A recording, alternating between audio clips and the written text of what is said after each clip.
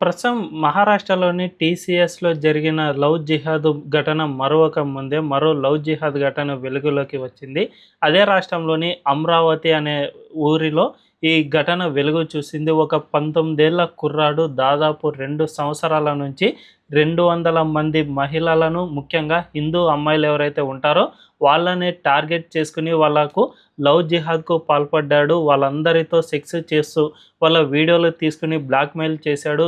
ఆ అమ్మాయిలను వేధించడం, డబ్బులను ఎర్రగా వేయడం, తర్వాత వాళ్ళ నుంచి డబ్బులను లాక్కోవడం, దీంతో పాటు కొంతమంది సెక్స్ స్లేవ్స్‌గా కూడా వీళ్ళను ఉపయోగించుకున్నారు అని సైతం బయటపడింది. దీన్ని బట్టి చూసుకుంటే ఈ దేశంలో లవ్ జిహాద్ ఘటనలు ఎంత ప్రమాదకరంగా మారుతూ ఉన్నాయో అర్థం చేసుకోవచ్చు. జస్ట్ 19 ఏళ్ల కుర్రాడు ఇదంతా చేశాడు అని అనుకుంటే అది పూర్తిగా పొరపాటే అవుతుంది. ఇతని వెనక చాలామంది బీఫ్ ఎక్స్‌పోర్ట్ చేసేవాళ్ళు ఉంటారు కదా! వీళ్ళంతా కూడా ఈ కుర్రాడికి హెల్ప్ చేశారని, తద్వారా ఆ అమ్మాయిలను వీళ్ళు కూడా సెక్స్‌గా ఉపయోగించుకున్నారు అని తాజాగా వెల్లడైంది. అయితే ఈ అమరావతిలో సరిగ్గా ఏమేం జరిగింది అనే విషయాలను మనం ఈ వీడియోలో తెలుసుకుందాం. అంతకంటే ముందు ఈ ఛానల్‌ను రీసెంట్‌గానే స్టార్ట్ చేశాం. మాకు మీ సపోర్ట్ ఖచ్చితంగా కావాలి. ఈ ఛానల్‌ను వెంటనే సబ్స్క్రైబ్ చేసుకొని బెల్ ఐకాన్‌ను క్లిక్ చేయడం అస్సలు మర్చిపోవద్దు.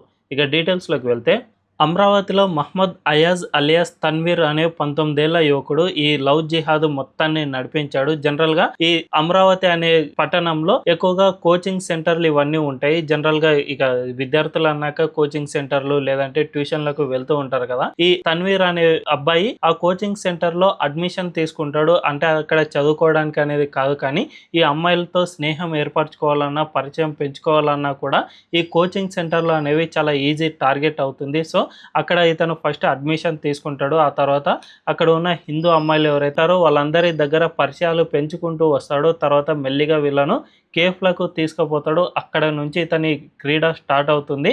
మెల్లిమెల్లిగా వాళ్ళ దగ్గర నుంచి స్నాప్‌చాటో లేదంటే ఇన్‌స్టాగ్రాము ఈ అకౌంట్లలో వాళ్ళ అకౌంట్ల ఐడీలను తీసుకుంటాడు. తర్వాత వాళ్ళకు మెల్లిమెల్లిగా మెసేజ్‌లు చేస్తూ తన దగ్గర చేసుకుంటాడు. తర్వాత అతని ఫైనల్ టార్గెట్ అనేది సెక్స్ వరకు తీసుకెళ్తుంది. ఈ మధ్యలో వాళ్ళకు ఎక్స్‌పెన్సివ్ గిఫ్ట్‌లను ఇవ్వడం, స్కూటీలను, మొబైల్ ఫోన్‌లను ఇలాంటివి సైతం ఈ తన్వీర్ అనే యువకుడు వాళ్ళకు గిఫ్ట్‌గా ఇచ్చాడు. ఆ తర్వాత వీళ్ళను మెల్లిగా ఓయో రూమ్‌లకు అటువంటి వాటికి తీసుకువెళ్ళి అక్కడ వీళ్ళతో సెక్స్ చేసిన తర్వాత వాటికి సంబంధించిన వీడియోలను సైతం రికార్డ్ చేశాడు. అప్పటి నుంచి ఆ అమ్మాయిలంతా ఇతని వలలో పడిపోయినట్లుగానే భావిస్తూ ఉంటారు.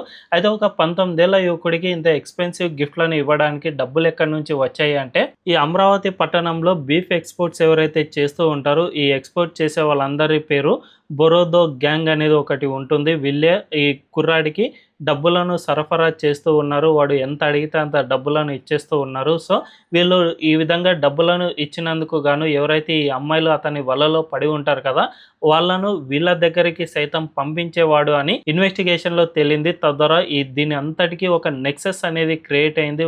ఒక యువకుడు లవ్ జిహాద్ చేయడం, వీళ్ళకు కొంతమంది హెల్ప్ చేయడం, తద్వారా వాళ్ళు కూడా ఈ సెక్స్ ఎక్స్‌టార్షన్‌లో భాగం కావడం ఇదంతా జరిగింది. ఇది దాదాపు 2 సంవత్సరాలు జరిగింది. ఏకంగా 200 మంది వరకు ఈ విషయంలో బాధితులుగా మారిపోయారు. ఈ విషయానికి సంబంధించి ఒక కుటుంబం రాజ్యసభ ఎంపీ అయిన అనిల్ బోండేకు వినతి పత్రం ఇచ్చింది. మా ఏరియాలో ఈ విధంగా జరుగుతుంది. మా అమ్మాయి ఇందుకు బాధితురాలిగా మారిపోయింది. ఇలాంటి వాళ్ళు చాలామందే ఉన్నారు. వీళ్ళపై మీరు వెంటనే కఠిన చర్యలు తీసుకోవాలి అని కోరగా వెంటనే అతను పోలీసులకు సమాచారం ఇచ్చాడు. పోలీసులు రంగంలోకి దిగిన తర్వాత ప్రస్తుతం ఈ 19 ఏళ్ల కుర్రాడిని అరెస్ట్ చేసి జైలుకు తరలించారు. ఇతన్ని విచారణ చేస్తూ ఉన్నారు. అయితే ఇతని వెనక ఉన్న ఈ గ్యాంగ్ మొత్తాన్ని కూడా పోలీసులు అరెస్ట్ చేయాల్సిన అవసరం ఎంతైనా ఉంది.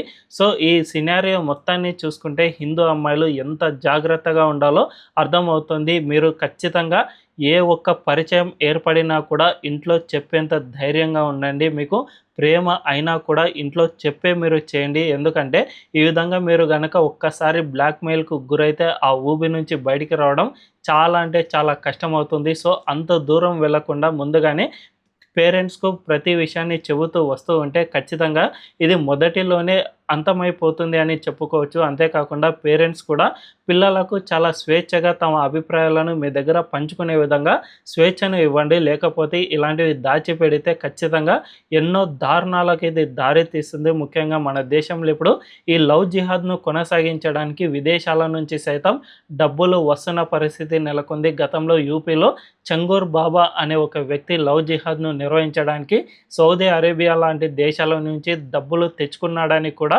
పోలీసుల విచారణలో వెల్లడైంది. కాబట్టి ఇది కొన్ని వేల కోట్ల సామ్రాజ్యంగా మారిపోయింది. అన్ని కోట్ల సామ్రాజ్యం ముందు మన ఆడపిల్లలను కాపాడుకోవాలి అంటే అందులో తల్లిదండ్రులే చాలా కీలకంగా వ్యవహరించాల్సిన అవసరం ఉంది. మరి ఇప్పటికైనా తల్లిదండ్రులు చాలా జాగ్రత్తగా ఉండండి. అంతేకాకుండా హిందూ సంఘాలు సైతం వీటిపై ఎప్పటికప్పుడు కీలకంగా దృష్టి సారించాల్సిన అవసరం ఎంతైనా ఉందనే చెప్పుకోవచ్చు. మరి ఈ విషయంపై మీ అభిప్రాయం ఏంటో కామెంట్ల రూపంలో తెలియజేయండి. అండ్ ఈ వీడియో కనుక మీకు నచ్చినట్లయితే ఖచ్చితంగా మా ఛానల్ను సబ్స్క్రైబ్ చేసుకుని బెల్ ఐకాన్ను క్లిక్ చేయడం అస్సలు మర్చిపోవద్దు. Thank you.